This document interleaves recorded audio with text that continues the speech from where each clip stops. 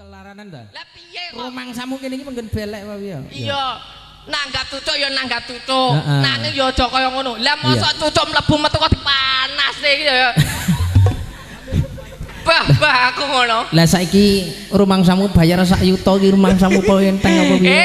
Nggih alhamdulillah Bapak. Tenan Pak, aku ndak teko kene gumun ora kaya ngene Pak Yatimin. Duwe gawe brahlah. Brahlah. Tenan. Pokoke ora to pilih-pilih, kadang tangga, kadang dulur dadi sitok makempal wonten dalem mriki. Dalem Bapak Satimin. Satimin. Kaya ngono nyewa terap jan gumun aku, lagi mlebu deng kaget aku. Kaget piye? Iku Pak Yatimin ora mungkin iso. Ora kuat nanggap Lho ya. tenan terop jenengan persani awet mriki. Lho asli terop ya toh. Asli. Teko kono terop asli jati iki lho. Rumangsaku. Gini ki wau sesarengan kalih musik Dian Nada. Wah. Jan cospleng tenan, Pak. Pokoke. Wis pokoke ngremuk balung. Kok ngremuk balung? Ya piye kendangane kendangan keras. Kendangane kaya kendangan bal-balan ya. Iya tenan. Nanti bagian. Nggih, up manggala ya. Duh Mas, datang mriku mriyen. Mas. Nuwun sewu Bu, kersane anu mangkin mriki Manggala Dumas Mas syuting iki saka kono Mas, sampean syuting saka kono. Dadi ben ora kepanasan. Heeh. Kene bocah cilik-cilik rada minggir. Bu, nuwun sewu kursi niki dipun pindah Bu. Kursi niki ya nggih, lajeng piyambak. Nggih, alhamdulillahirabbil alamin Bapak Dalang. Saderenge kalantur-lantur kula tumut dedonga khususipun kagem Mas Manten dan Mbak Manten. Selamat menempuh hidup baru, semoga menjadi keluarga yang sakinah mawaddah warahmah Allahumma amin. Nggih, ya ora kaya manten iki Mas. Piye? Ya saestu yen Cinandra kaya bintang sinetron artis profesional. Wah. Sapa? Kaya sapa kuwi? Lho, yen jenengan persani sing kakung kaya Mas Anang Hermansyah. Mike MC Mas, Mike MC. Ya, jenengan persani yen Cinandra mantane kakung kados Mas Hermansyah. Mas Hermansyah.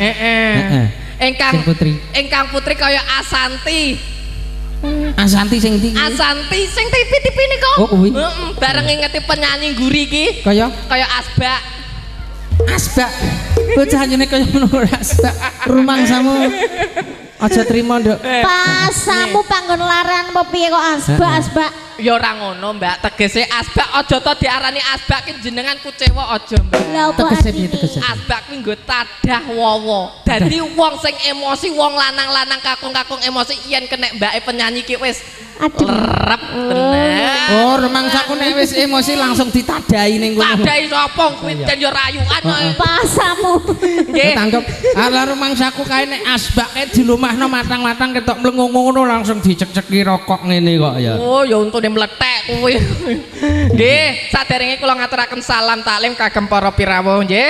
Assalamualaikum warahmatullahi wabarakatuh. Waalaikumsalam warahmatullahi wabarakatuh. A'udzu billahi minasyaitonir rajim. Bismillahirrahmanirrahim. Allahumma sholli ala sayyidina Muhammad wa ala alihi sayyidina Muhammad. Kowe ki arep ndonga apa arep bukan sembarang cucuk loh Mas nggih. Nyuwun sewu. Nyuwun sewu. Ya terusno.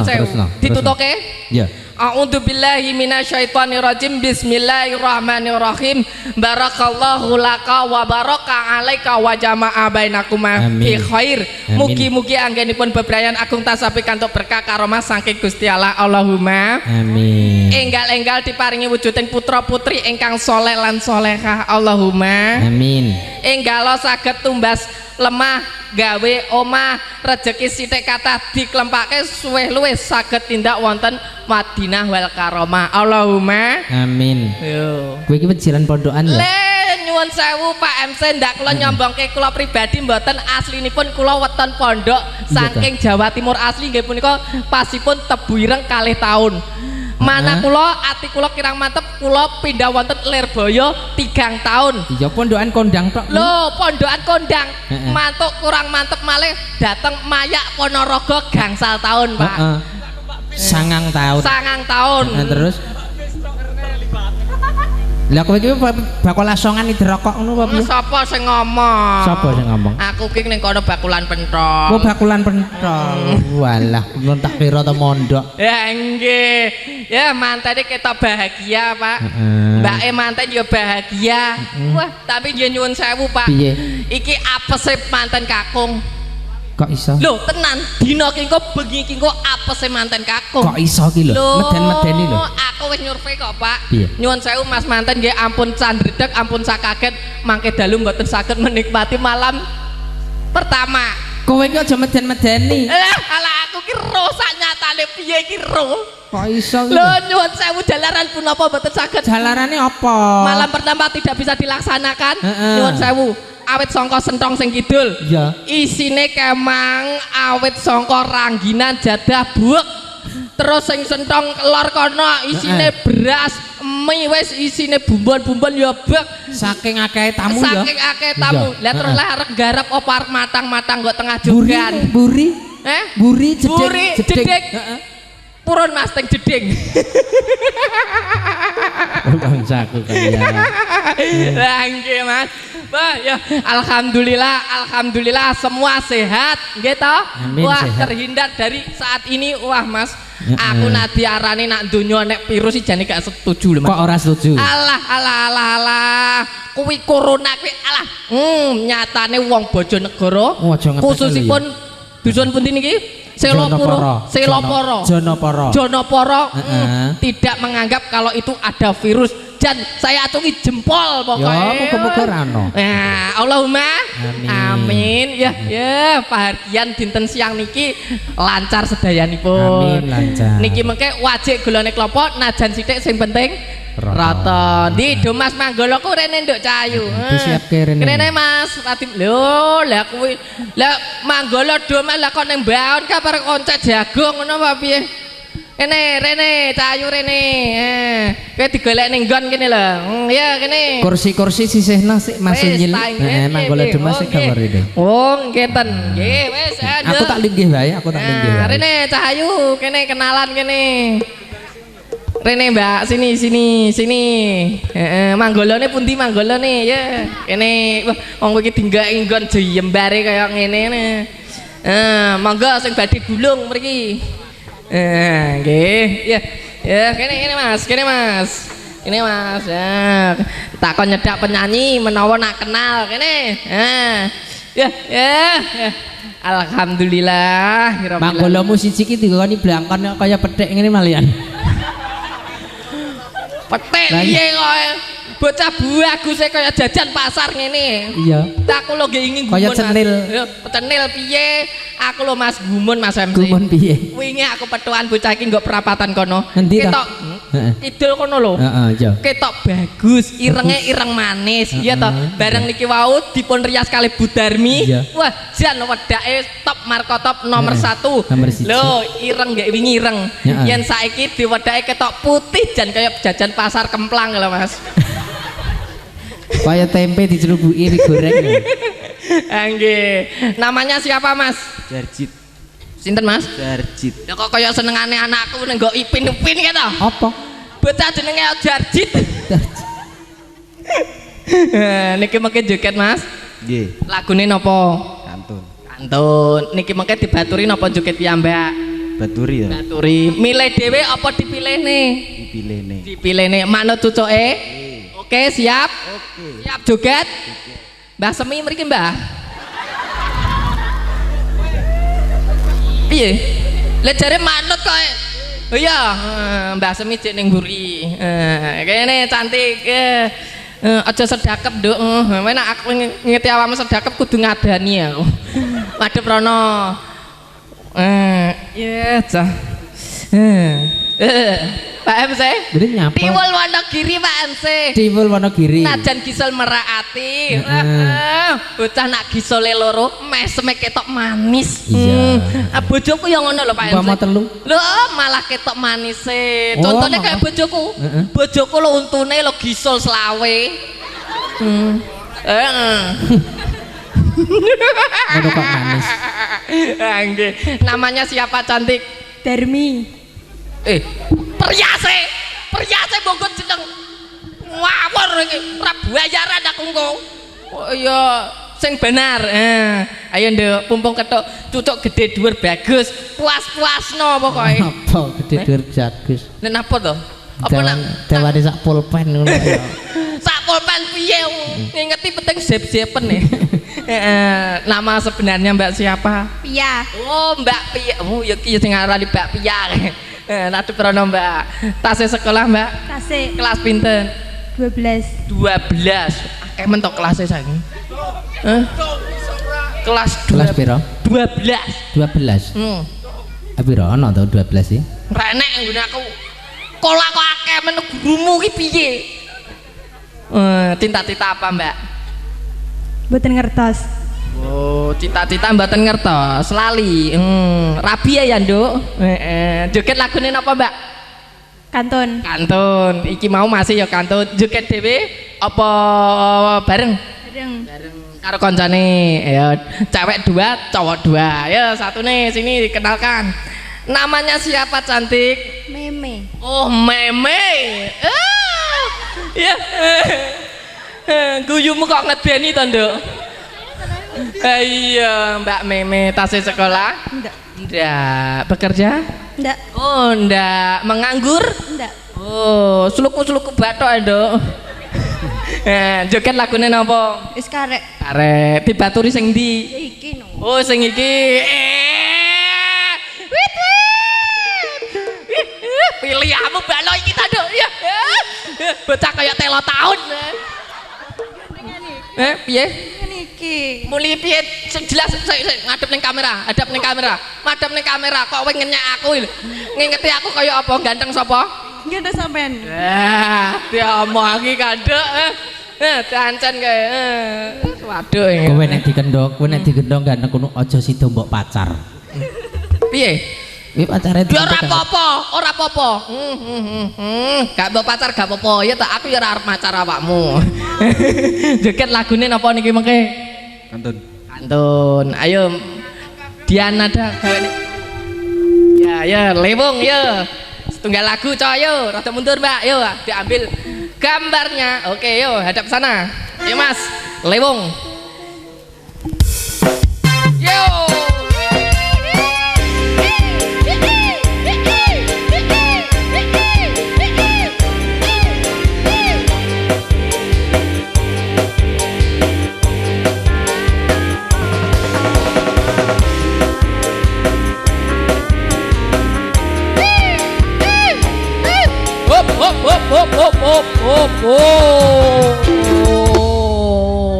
Lagi awal wis brutal. Lagi awal kok wis brutal. Mosok cucuk samene gede dhuwure diles-iles sikilku lho. Masak lah. Lah ora entuk asuransine Mas ngene Pak Paimin iki. Oh iya. Ha nggih, yo. Bacot ketok, yo. Langsung ae. Bawa celuk. Datil. Mikir coplok. Datile wong atiku nalikane sepisan ketemu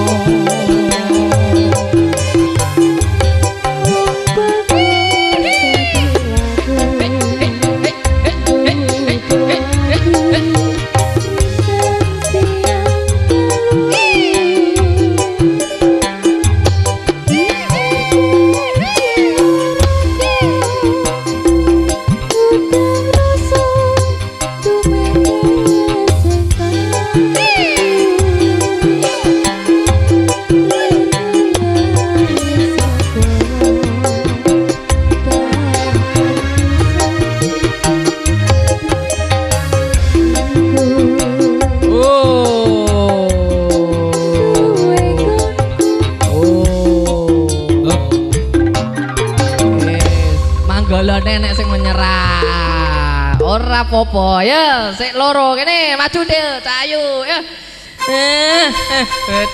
Bocah kene. Kene weh langsung ya. Ya, aku pangling karo Mas iki lho. Pak MC nyuwun sewu Pak MC. Tak jelasne ya tak ngenalne tiang mriki. Aslinipun piantun niki blasteran, Pak. Kok blasteran? Lho, nyuwun sewu niki asli Bu, saestu. Niki aslinipun bapake Cina, ibuke Jawa, dadi radi sipit, nggih to. Benten kalih kula. Lho, kula ibu kula asli Jawa. Bapak kula nanging gibas. Dadine apa? Kayak wedhus ngene iki. Oh. Ya, joget dibacoke le wong ya. Oke, siap joget? Yo, ngadeg-ngadeg Mas, yo. Isin dhuwur. Wah.